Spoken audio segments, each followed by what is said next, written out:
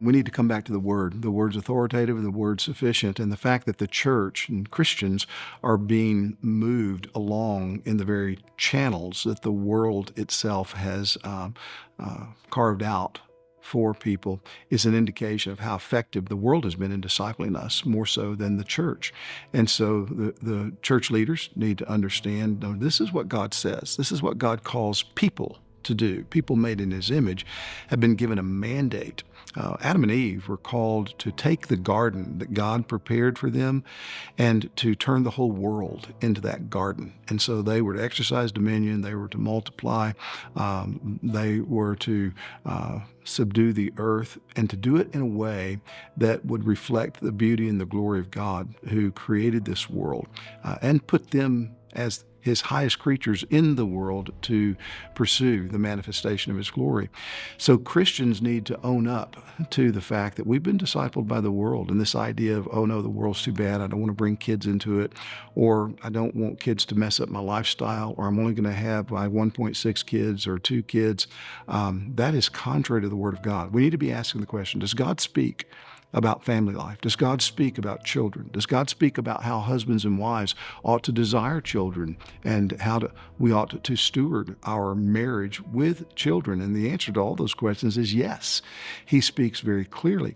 Psalm 127 says children are a heritage of the Lord, and the fruit of the womb is His reward. It's a blessing. The man who has his quiver full of these arrows in the hands of a warrior, the children are called, he's blessed. And so I would challenge and have challenged Christian couples who've thought, well, we don't want kids, or we just want a couple of kids. I've asked them, are there any other blessings from God that you just simply don't want, or you want to minimize? So you don't want that much health, you don't want that much wealth, you don't want that much growth in spirituality and knowledge and holiness. I mean, we don't think of children as a blessing in our culture anymore, and that is just indicative of how paganized our culture is becoming, how anti-Christ it is becoming.